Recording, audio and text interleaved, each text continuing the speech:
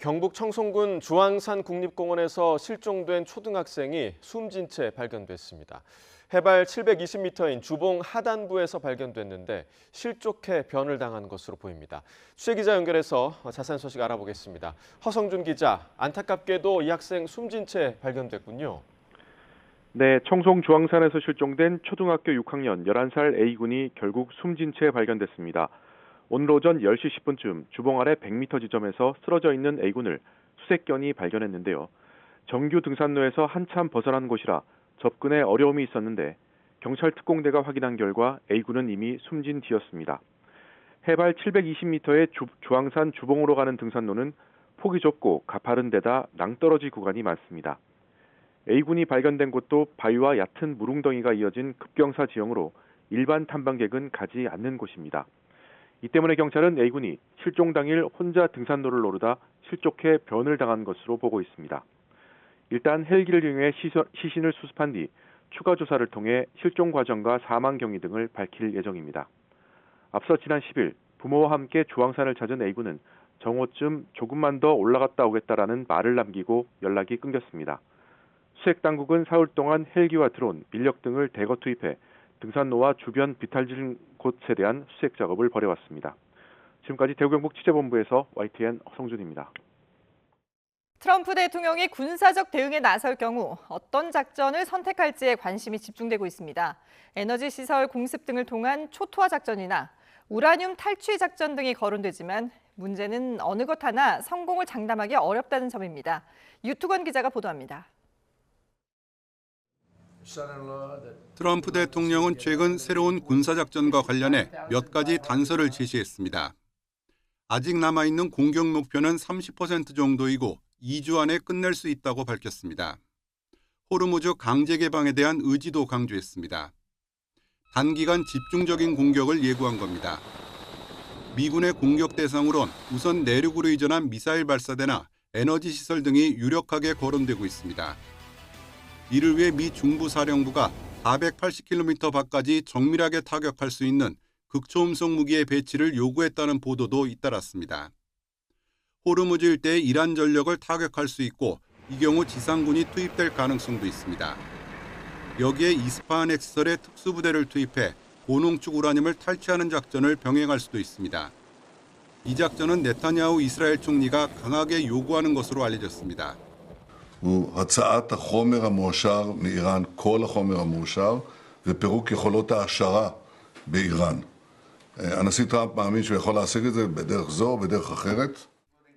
미군 수뇌부는 이미 지난달 말 이런 선택지들을 망라한 작전 계획을 트럼프 대통령에게 브리핑했습니다. 문제는 어느 것 하나 성공을 장담하기 어렵고 자칫 엄청난 대가만 치를 수 있다는 사실입니다. 특히 이란이 비대칭 전력을 총동원해 반격에 나설 경우 걸프 국가들은 물론 세계 경제가 치명타를 입을 수 있습니다. 이란은 기존에 사용하지 않았던 보복 수단들을 수시로 언급하고 있습니다. 경량급 장수합이 투입이 됐기 때문에 여기에서 어떤 새로운 군사작전 가능성이 충분히 있어 보이고, 그다음 최근에 나온 보도를 보시면 해저 케이블에 대한 공격도 우리가 얼마든지 할 수 있다. 홍해 옵션도 여전히 남아 있죠. 더 깊은 수렁으로 빠져들 수도 있는 위기 앞에서 트럼프 대통령은 막판까지 고심을 거듭할 것으로 보입니다. YTN 유투원입니다. 트럼프 대통령의 방중을 앞두고 내일 서울에서 사전 담판이 벌어집니다. 한국과 무관치 않은 합의문을 서울에서 작성할 텐데 우리 정부와 접촉 일정은 보이지 않습니다. 중국 연결해서 들어보겠습니다. 강정규 특파원. 네, 베이징입니다. 네, 먼저 미국 측 협상 대표인 스콧 베선트 재무장관은 오늘 도쿄에서 일본 측과 연쇄회담에 나선다고요?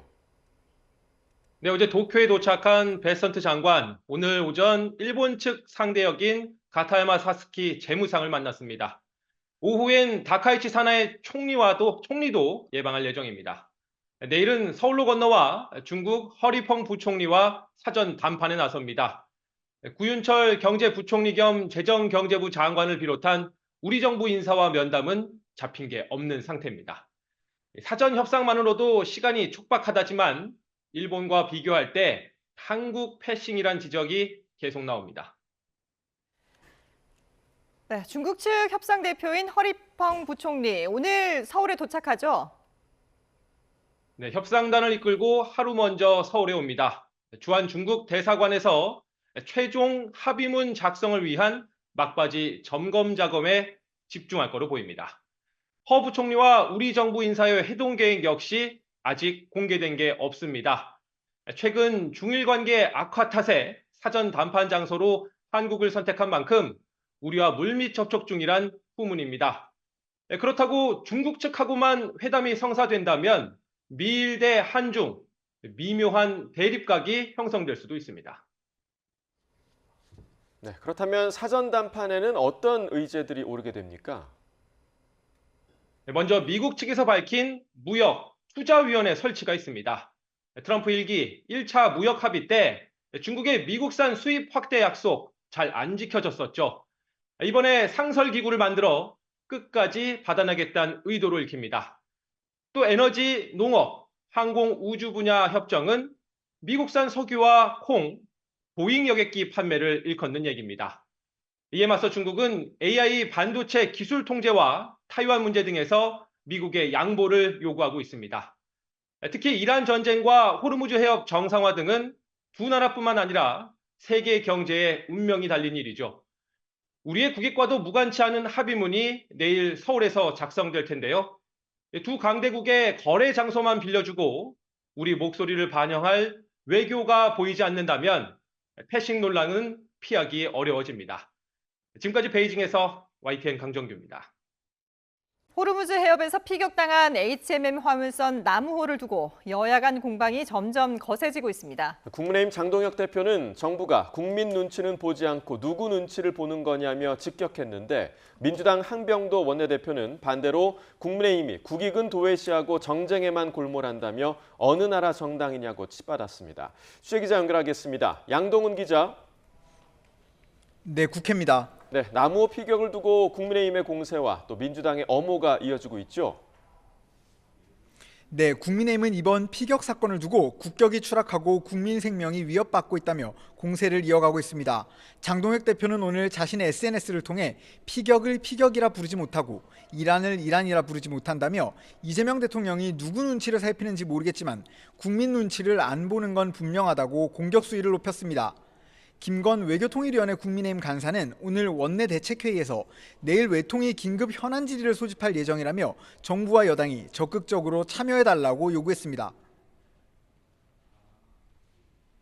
선거를 앞두고 표에 불리할 수 있는 외교 안보 이슈의 파장을 축소하는 데만 급급한 것은 아닌지 강한 의구심이 듭니다.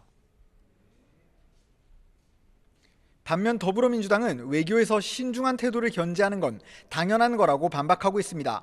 한병도 원내대표는 원내대책회의에서 과학적 증거 없이 섣불리 공격 주체를 단정짓는 건 호르무즈 해협에 발이 묶인 우리 선박 26척을 위험에 빠뜨릴 수 있는 행위라며 도대체 어느 나라 정당이냐고 치받았습니다. 괴담을 퍼뜨리며 정부를 흠집내는 것도 모자라 국민을 위험에 몰아넣고 국익과 한미 동맹까지 훼손하고 있습니다. 박선원 원내부대표도 국민의힘이 마치 당장 전쟁이라도 일으켜라, 구축함을 몰아라, 부채질하고 있다며 상대방이 빠져나가지 못할 정도의 확실한 진상규명으로 단호한 책임 추궁을 해나갈 것이라고 강조했습니다. 네, 선거일이 다가올수록 양당 지도부의 발걸음이 빨라지고 있죠. 네, 민주당 상임총괄선대위원장을 맡은 정청래 대표는 연일 현장을 누비고 있습니다. 오전에는 충청권 후보들을 찾아 격려했고 오후에는 쉬지 않고 호남으로 달려가 후보들에게 공천장을 안길 예정입니다. 반헌법 반민주 세력을 심판하자, 그리고 국가를 정상화하자는 차원에서 대한민국 국가 정상화의 책무를 여러분들이 실현해 주셔야겠습니다. 마침 국민의힘 장동혁 후보도 오전에 충남을 찾아 후보들을 격려했고 오후에는 경북으로 이동하는데요.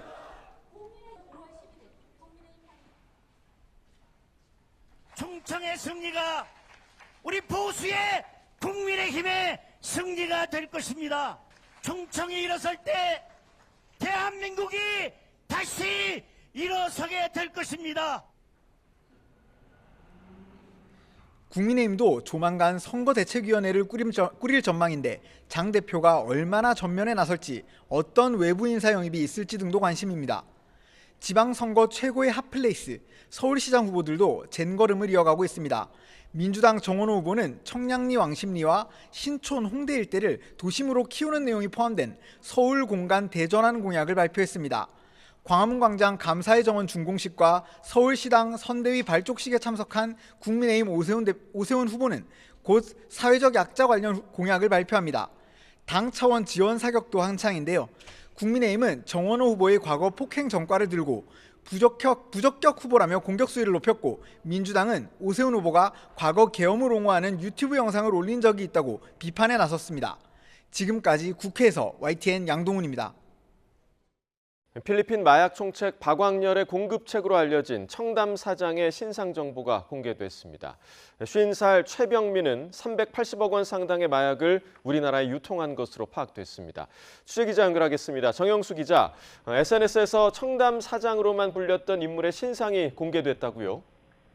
네, 필리핀 마약 총책 박광렬에게 마약을 공급한 혐의를 받는 이른바 청담 사장의 얼굴과 이름, 나이까지 오늘 오전 9시에 공개됐습니다. 50살 최병민입니다. 사실 신상 정보를 공개하기로 한 결정은 지난 6일에 이미 이뤄졌습니다. 다만 최병민이 공개 결정 확인서를 제출하지 않아 유예 기간을 거쳤습니다. 50살 최병민의 신상 정보는 경기남부경찰청 홈페이지에 한 달 동안 공개됩니다. 최병민이 유통한 마약류의 양이 얼마나 됩니까? 최병민은 지난 2019년 9월부터 2년 동안 텔레그램을 통해 마약류 119kg, 시가 380억 원 상당을 국내에 유통한 혐의를 받습니다. 경찰 수사 결과 이 가운데 박광렬에게 케타민 2kg과 엑스터시 3,000정을 공급한 것으로 파악됐습니다. 최병민은 수사 초기에는 박광렬과의 관련성을 부인했지만 경찰은 휴대전화 포렌식과 공범 진술을 통해 증거를 확보했고 텔레그램을 통해 알게 됐다는 진술을 끌어냈습니다. 경찰은 공범들에 대한 수사를 이어갈 방침인데 최병민의 마약 판매 수익으로 추정되는 60억 원 상당의 비트코인에 대해 기소 전 추징 보전도 신청했습니다. 지금까지 사회부에서 YTN 정영수입니다.